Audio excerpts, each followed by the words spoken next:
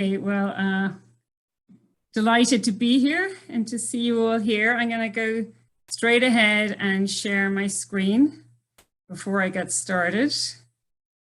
So I will present it like that. Okay, so yes, we are based here in Ireland. We are Cloughjordan Ecovillage, and we are Ireland's first Ecovillage. We were set up, I'm going to actually minimize this so you can see my slides. Okay, so yes, we were set up over 20 years ago now. There was a group of us. Veronica, sorry for interrupting you. Can you try to turn off your video so we can hear you better? It's freezing. Yes, okay. Let's try again. Okay.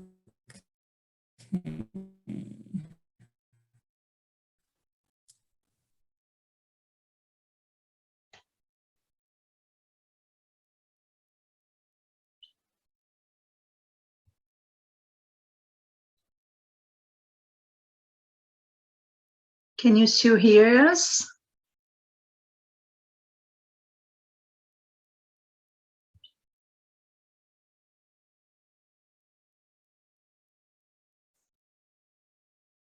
Yeah, she said there were like connection problems. So let's see if she comes back.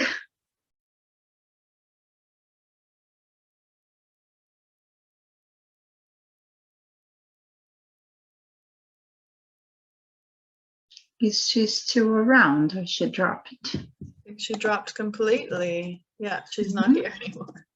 Okay, so maybe we have two options. We could hear one more question to Marvik. She's back. Oh, she's back. So let's. I'm so sorry. Veronica, that's I'm okay. so sorry. I've turned to hotspot on my phone. So normally this doesn't happen. So I'm going to try one more time and I'll share the screen and hopefully we'll get through it. Maybe I'll go quickly. That might help us. No, just relax. And if it's not perfect, you can turn your video off because that will be easier. Let's try it. Share my screen again now. Yeah.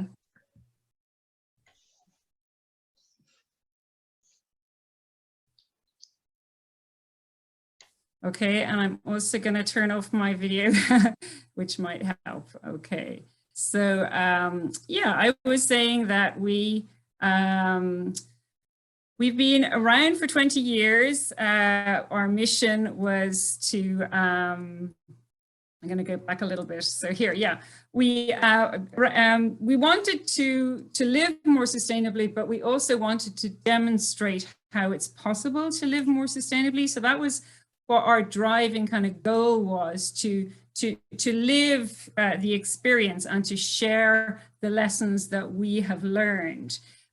So over 20 years, most of us moved in, or we started to move in just over 10 years ago now. And ever since we have built our first houses, people have come to visit us and to see how we're doing and to learn about both our Ecovillage, but also the concepts behind our Ecovillage. So just to give you a sense of what we have here, it's a 67-acre site. We're based in the centre of Ireland, in Tipperary, in County Tipperary, which would have very fertile land.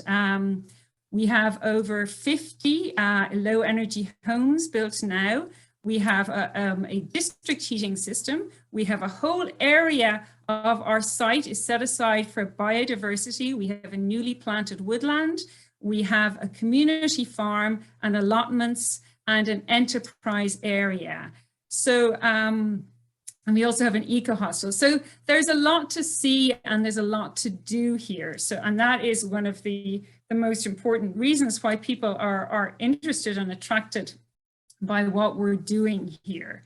So we, as I say, over the last 10 years, people have wanted to come, and we actually welcome all age ranges. So we, even starting from primary school, we get a lot of secondary level students, a lot of third level students, and then community groups as well. So my job is actually engaging with the different groups that want to come and learn, and to find out, you know, what their area of interest is and how we can best, you know, tailor a visit for them to meet their needs. So we have, you know, we might have a primary school that will come for an afternoon, or a secondary school that will come for a full day, or third level who'll come for a few days and stay the night in the eco hostel. Just before COVID hit, there was about 1,000 students in the year before, with about 40 groups ranging all the way up. So we were really making you know, headway in developing the program before COVID hit. So as I said, we kind of tailor our programs to meet the needs of the students, these programs would obviously be more focused on for second level and third level, but at the basics, we introduce the Ecovillage and the story of the Ecovillage and what our goals are. But then we also go into more complex subjects like, you know, community resilience. We look at climate change, green building, local food systems, and biodiversity regeneration. Now, those are all complex concepts, but we don't shy away from engaging the students at whatever age they are in these concepts, but just pitching the concept at the right level for the students to learn and understand. So this is our mission. The Ecovillage will serve as a model for sustainable living into the 21st century and act as an education, research, and enterprise resource for all. So we see ourselves as a resource for educators in Ireland. So we're not just living in our Ecovillage for our benefit, we're living in our Ecovillage in order to demonstrate what is possible and also what isn't possible, and to share our lessons. So it's and that's always been our mission. So we are here to live the question, is one of my colleagues always says, you know, we're living the question about, you know, how does one live sustainably? And then people come to learn about, you know, what we've learned and what we do and why it works for us or doesn't. And our programs, as I say, you know, we do work closely around the Sustainable Development Goals, and at third level, thinking about the Paris Agreement. So our areas of regeneration, I think this was a really interesting kind of idea because the question Abby wanted me to consider was, you know, is there one particular area that we focus on more when we're engaging with our students? But ultimately, you know, even if the students are only coming for an afternoon, all these elements are actually covered. Well, we look at the social, because the students come and they have really no idea what to expect, because there aren't lots of eco-villages all over Ireland. So they have their own idea in their head of what they're going to come. And that's one of the things I enjoy most, is saying, well, you know, once they've learned about it, saying, you know, is it what they expected, or how is it differing? But ultimately, we are a living community. We are people just like anybody else in Ireland, but living together with a mission to live more sustainably. We're very much people-led, so our choices and our practices are very much led by our community. We've over 55 homes and over 100 adults and 35 children who are actually actively living in the Ecovillage all the time. So, you know, we kind of are, we see ourselves as a living lab, is a term that we use quite frequently. The economy, we have about 10 small businesses now that are established in the Ecovillage, and a lot of, you know, maybe second and third level are very interested to see those smaller businesses, their social enterprises, their food businesses, how they get on, what their focus is.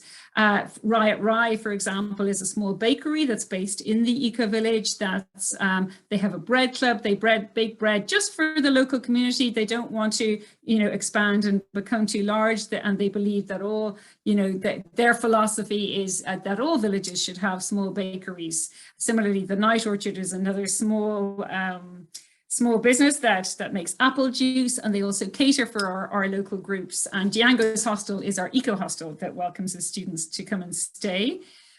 We are, in terms of culture, we have, you saw the picture of the Celtic labyrinth there just before, which is a very special labyrinth, which it's a seven circuit Celtic labyrinth, which is actually the tradition goes back 5,000 years in Ireland. So we often bring the students up there to consider, you know, the land from a meditative perspective. We also have an outdoor amphitheater where we host all sorts of activities. It was actually quite useful in COVID because you could sit outside. And then ecology, of course, is very much fundamental to what we do. In 2014, there was a research project done on the Ecovillage, and the average ecovillager came out as having an ecological footprint of 2.03 global hectares, and the average Irish settlement was 4.35 global hectares. So that was a real kind of confirmation of the fact that what we're actually doing here actually does make a difference, and we were able to, you know, we can share those, like what we were recording, what we were analyzing, what we were researching about how we live and how it does actually reduce our impact from an environmental perspective. We have edible landscapes and biodiversity trails and woodlands and orchards as well, all of which are an enjoyable aspect for students when they come to learn and experience as well. So in terms of the lessons that the Ecovillage brings into the classroom, as I said, because we've been around for 20 years, Ireland, there's about 5 million people in Ireland, and it's a small country and we're a relatively close-knit community. So a lot of people would now know about Cloughjordan Ecovillage. Not everybody's come by any means, but a lot of people would know about the Ecovillage.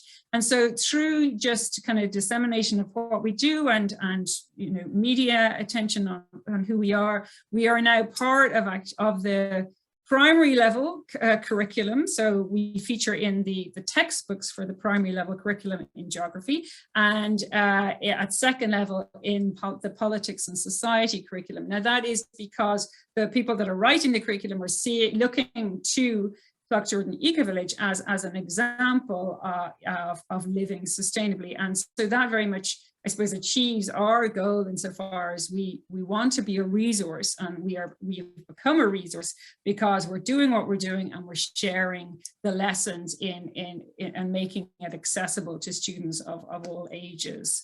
So we spoke already about, you know, we demonstrate low carbon living. So even the youngest children can come and enjoy the green building, enjoy the fact that there's no chimneys on the roofs, which in Ireland is very unusual. Talking about insulation, when nowadays in Ireland, there's any new building that's built has to have a building energy rating. But when we were building our houses 15 years ago, no such regulation existed. So we wrote our own eco charter. And now, you know, the regulations in Ireland have caught up. So that's just a good example of, you know, where we were pioneering, and now, you know, the community or the government has caught up in so far as ensuring regulations around building, which is so important. We have some wonderful projects on the ground, like our Red Gardens project is a research, education and development garden. It's my neighbor Bruce here. He demonstrates different types of growing, and he actually uploads YouTube videos. He has like 1 million or like 80,000 subscribers. He has a reach of over 1 million of people tuning in to see what he's doing on a monthly basis in his gardens. And that's a wonderful place to bring people who want to learn and hear not just about his methods of growing, but who he is and why he chose to come here and you know, live in this way. Similarly, we have a CSA, which is a community supported agriculture. So we have about 80 families, both in the Ecovillage and the local area, that are fed through this CSA. And that's a wonderful way to teach young people about food miles, about eating seasonal, organic, you know, no packaging, all of those elements. Similarly, composting is always a fun topic with students. And then at a kind of a more visceral level, getting out, wandering around the landscape. It takes a full kind of hour and a half to walk around to do the full tour. So, we have a sensory garden. We have a dark sky bowl that you can go and sit in and look at the dark skies at night. And then we often bring our students back to kind of talk about what we've seen and what we do in relation to the SDGs, the Sustainable Development Goals. So in terms of challenges, I'm not going to go into our biggest challenge because it's a bit complex, but essentially we haven't finished building the houses in the Ecovillage because we've had some issues, some planning issues with our local county council. So that has very much held up our progress, but we are actively working, and the board of the Ecovillage is actively working with the council to resolve this issue, but it's an ongoing kind of a drain on resources and energy and focus of our community. We're volunteer run, so we're trying to make that to make it more professional insofar as generating a sufficient income from the program to have a full-time paid education officer. We're now working on, we have a new website which we'll share in the chat in a minute. We also obviously, when COVID hit, we now reach out online. So we've had some hilarious Zoom classes with classes in Irish schools where we're talking to half the school of 10 or 6 to 10-year-olds, which is always a laugh. But we're also designing and have a feasibility study completed for an educational welcome centre where students can come and be based before they go on their tours. One of the challenges I face is the fact that our kind of methodology is that we see ourselves as a living lab. We describe ourselves as an ecosystem of innovation. We are very much an outdoor classroom. We talk about a community of practice because we have many small social enterprises and other NGOs working together. But I find that sometimes challenging because it is informal insofar as that we're not following a very prescribed methodology. But that, of course, has benefits as well. But it's sometimes a balancing act that I personally feel that we need to keep coming back to work on and develop further. In terms of accomplishments where we are now, as I say, the Zoom classes with the primary schools this year were quite hilarious and a real learning curve and learning experience. But we also work quite closely with university students who are studying to be primary and early childhood teachers. So they come to the Ecovillage to learn and understand about environmentalism, about sustainability, so that they can bring these topics into the classroom when they become teachers. And that is a very inspiring role for us. And it's really kind of one of the reasons why we built the Ecovillage in the first place was, as I said, to be a resource. And charmingly, we had, I got a call there from a teacher in a school in Cork who said that when he was in 6th class, which would be the last class in primary school in Ireland, when he was 12, he lives in Cloughjordan, and he was in 6th class when the people first came to introduce the idea of the Ecovillage. And so it just shows how much time has gone that he is now a teacher, and we did a Zoom class with his class to tell his students how far we've come. And in terms of secondary schools, we have a lot of great activities because we have a program called the Worldwide Global Schools, which I'm sure a lot of you know about. We're a destination for any schools that are signing up to that program, so they can come and study with us. And similarly, the global citizenship education, we work a lot with students around those principles and learning opportunities. And transition year is a specific year in secondary school in Ireland, whereby you're between your two kind of big exams, and it's an opportunity to branch out and learn about other things. So we would have a lot of transition year groups coming to learn from us. And then at 3rd level, we're part of the curriculum for the Masters in Climate Change, Politics, Media and Society in DCU, which is Dublin City University. And we also have several international universities that come to learn with us. Our most recent was the State University, New York in Potsdam. So, you know, there's so many opportunities for us to expand further and reach out, but also I think what's important is that we, you know, we have to work within our capacity. And so that's always a balancing act as well, managing the capacity of who we are and what we do with the, you know, the interest from a local and national and international level as well. So this is my last slide, and the reason I'm sharing this is because one of Abby's questions for me was, why does it work? And I like that question, because it's like, why does what we do here work? And, you know, so in other words, why are we successful in our mission to share you know, our experiences living sustainably? And I think ultimately it's because it's a very authentic place. We are people like anybody else in Ireland who have a desire to try and explore what's possible living in a sustainable way. And therefore, the lessons that we have to teach are very real lessons. They're very authentic lessons. And so, you know, for example, during COVID, you know, it was a very challenging time for all communities. And, you know, a lot of the people who would have come to visit us didn't come for the year. And we have an annual apple festival. We have a whole orchard of heritage apple trees, and we held our apple festival regardless of the fact that a lot of people couldn't come.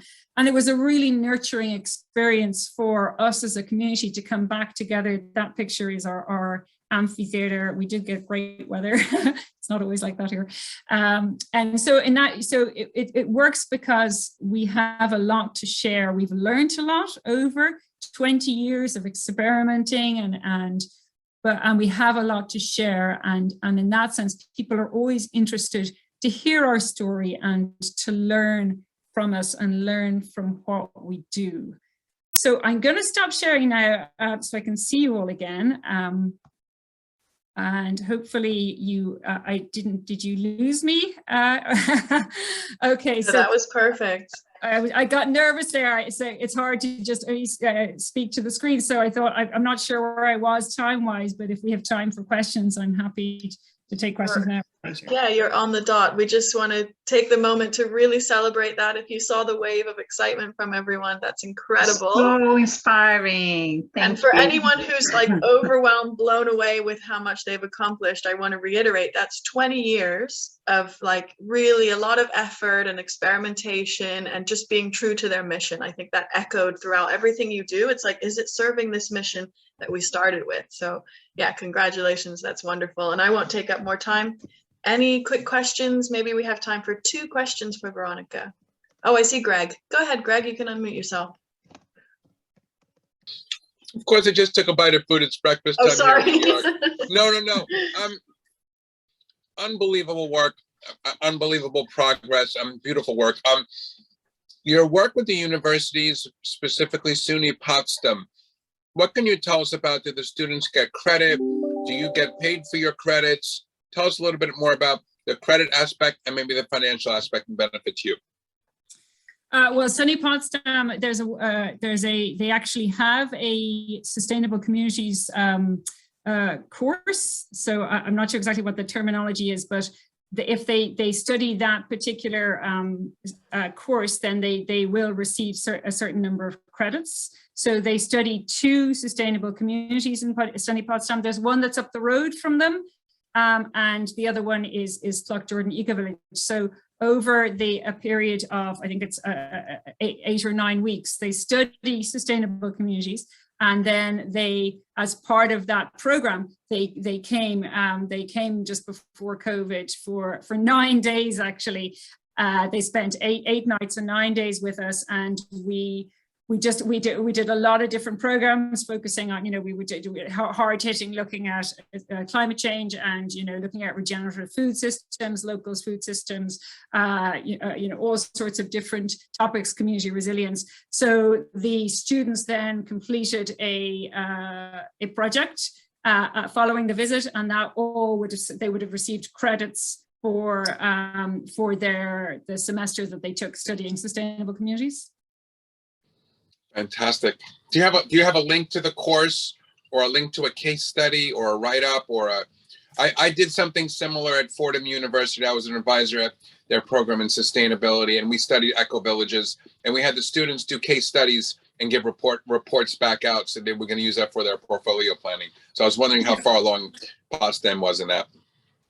Yeah. I will, once we finish these questions, I'll find the link that the lecturer shared with me, and that was the program of the course. So I can share that link in the chat once we finish questions. Okay. That'd be beautiful. Thank you. May God bless you all. There was a couple more in the chat. Ava, if you want to verbalize your question, go for it. Yeah, I'm happy to. Thank you so much, Veronica. I